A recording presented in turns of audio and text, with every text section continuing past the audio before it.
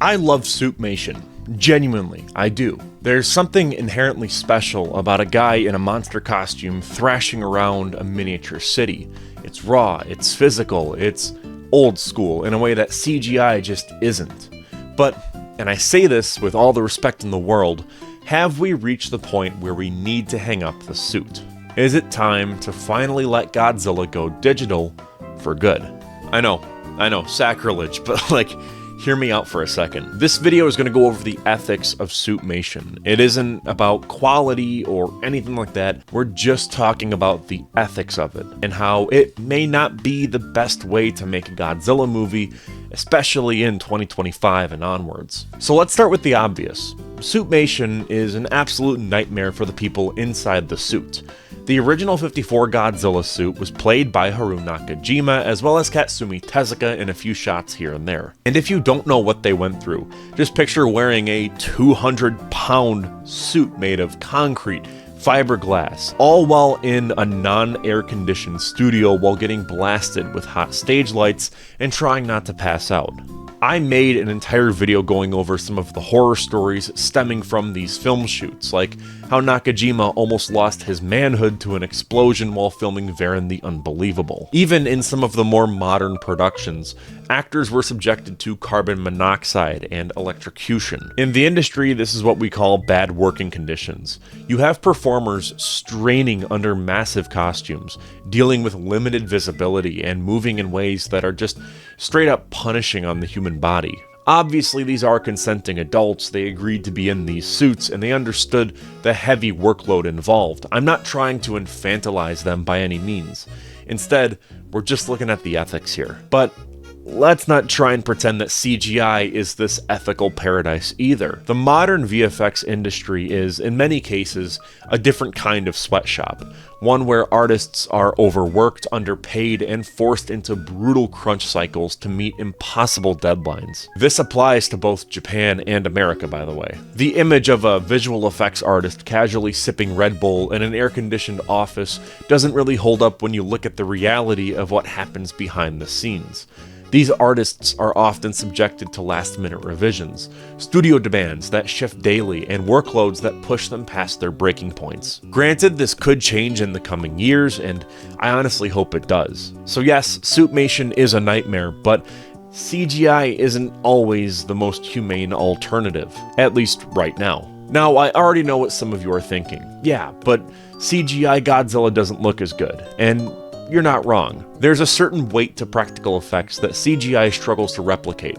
The way a suit interacts with real-world lighting, the way it physically exists in the frame, it just hits different. But at what cost? Like seriously, at what point does our love for practical effects turn into, hey, let's keep making guys suffer inside heavy monster costumes because it looks a little better? That's like insisting we still use real guns that fire blanks on set instead of digital effects because practical gunfire just looks more real. Okay, let me ask you this. Why can't we just do it this way?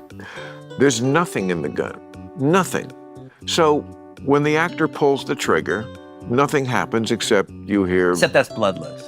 Okay, but can't you put that in post? Yeah, but okay, yeah, I guess I can add digital erections to porno movies, but who wants to fucking watch that? I don't think we needed to go that far. As we've seen with incidents like the deaths of Brandon Lee and the tragic accident on the set of Rust, relying on practical effects when safer alternatives exist can lead to unnecessary risks. Now, no one has died making a Godzilla movie, but actors have been electrocuted, nearly drowned, and endured serious injuries for the sake of Suitmation. At some point, you have to ask, is the extra bit of authenticity really worth it? A lot of Godzilla fans would say yes.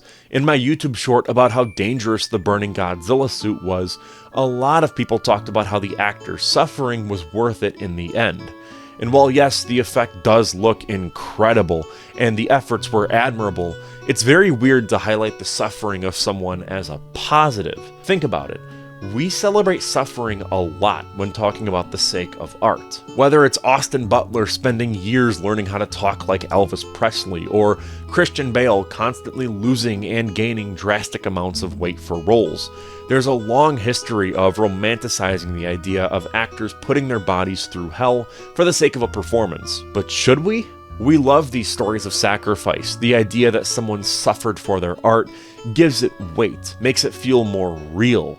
It plays into this myth that great performances require suffering, that true dedication comes with a physical toll. But let's be honest, this is a dangerous mindset. When we celebrate an actor's willingness to push their body to the limit, we reinforce the idea that suffering equals authenticity, that pain is a necessary part of the process. But does Christian Bale gaining and losing 60 pounds over and over and over actually make the movie better? Does an actor nearly passing out in a 200-pound suit fundamentally improve the scene? Or have we just convinced ourselves that the suffering makes the art more meaningful? Sure, dedication to craft is impressive, but at what point does that dedication become unnecessary self-sacrifice and borderline self-harm? Just because an actor can endure awful conditions doesn't mean that they should. The same goes for Suitmation. If we can achieve the same results in a way that doesn't put someone through hell, then ethically, shouldn't we? Well, here's where things get tricky. The alternative then would be CGI, and I can already hear people typing away in the comment section. CGI looks like garbage. CGI isn't an art form like Suitmation. It's just a computer doing all the work. But you're all wrong, and I hate you, and I think you should die. Not all CGI is created equal.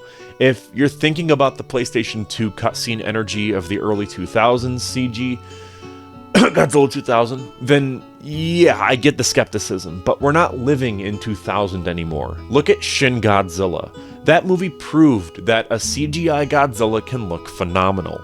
And it wasn't just because of the technology, it was because of how they approached it. Instead of trying to make Godzilla move like a hyper-realistic animal, they animated him like a suit actor. That's right, they used CGI to mimic the movement of Suitmation. And the result? Godzilla had that lumbering, otherworldly presence, but without forcing someone to be inside a 200-pound death trap. And if you need further proof, look at the MonsterVerse and Godzilla -1. The Hollywood MonsterVerse films have been CGI from the very start, and while opinions vary on their execution, there's no denying that their Godzilla looks massive, weighty, and impressive. Meanwhile, -1 showed that with a strong artistic vision and good animation, a fully digital Godzilla can be just as terrifying and expressive as any man in a suit. These films prove that CGI isn't inherently bad. It just has to be done well. So if we can get the same effect without torturing actors, why wouldn't we? Well, a big part of the resistance to CGI Godzilla isn't about ethics or visual quality, it's about nostalgia. There's an undeniable amount of emotional attachment to Suitmation, which is fair. Fans like myself grew up watching these men in Godzilla suits smashing model cities, and that physicality became a core part of Godzilla's identity. The mere sight of a suit-animated Godzilla evokes a comforting sense of tradition, but here's the uncomfortable question. Are we clinging to Suitmation because it's the best tool for the job, or because we're afraid of change? Film history is full of transitions that were initially resisted. People complained about the shift from silent films to talkies, from black and white to color, and from using film cameras to digital cameras. Every time, purists insisted that the old way was superior, and yet cinema moved forward without them. If we only preserved techniques out of sentimentality, we'd still be watching movies shot on hand-cranked cameras without any sound. Suitmation feels essential to Godzilla, but that's largely because it's what we've always known. Had Godzilla started initially as a CGI creation, would we now be demanding actors wear 100-pound suits for authenticity? Probably not. Nostalgia is a powerful drug. It convinces us that the old ways were inherently better, even when they weren't. But cinema, like any art form, has to evolve, and progress means embracing new tools, not just preserving the past for the sake of comfort. On top of that too, there's a very clear paradox at the heart of the Suitmation debate. We say we want realism, yet we champion an inherently unrealistic technique. A man wearing a Godzilla suit, no matter how well done, doesn't look real. Don't get me wrong, I love it. Godzilla fans love it. It has an aesthetic appeal, yes, but it's a stylized form of reality, and that raises the question. When we argue for practical effects, are we really advocating for realism or just a specific kind of artifice? Take stop-motion animation, for example. Like Suitmation, it's beautiful, intricate, and painstakingly crafted. Yet, no one calls for it to replace CGI in, say, the next Clash of the Titans remake. Why? Because we accept that it belongs to a particular era and storytelling style. Stop motion animation still exists. Suitmation exists in a similar space. It has its charm, but does it still serve the modern Godzilla story as effectively as other tools? If the goal is authenticity, then CGI, when done well, is actually more realistic. It can simulate weight, texture, and movement with far greater accuracy than a man in a suit ever could. The problem isn't CGI itself, but bad CGI, effects that lack attention to detail and fail to replicate the tangibility of practical elements. So, rather than rejecting CGI outright, shouldn't we be pushing for better CGI instead? One of the biggest arguments for Suitmation is that it feels more handmade. There is an undeniable charm to watching a guy in a suit stomp through a city built by miniature artists. Artists that make miniatures, not miniature art. You get it. You can see the craftsmanship, the seams and limitations of the medium add to its personality. It adds character, much like the rough edges of stop-motion animation or the imperfections in hand-drawn art. This leads to the belief that practical effects inherently have more soul than CGI, but does that really hold up? I don't think so. The idea that something made by hand is always better is a romantic notion, but filmmaking has never been about purity. It's about using the best tools available. In the early days of cinema, matte painting's rear projection and forced perspective were cutting edge. If CGI had existed in 1954, would Toho have not used it? Would we be arguing today that hand-painted optical effects should make a comeback because they feel more real? This isn't to say that practical effects aren't valuable, but they aren't inherently superior just because they're tangible. The artistry of VFX is just as meticulous as building miniatures. It's just less visible. Digital artists painstakingly model, texture, and animate creatures frame by frame, and their work is often dismissed because the audience doesn't see the process the way they do with Suitmation. CGI is an art form in and of itself.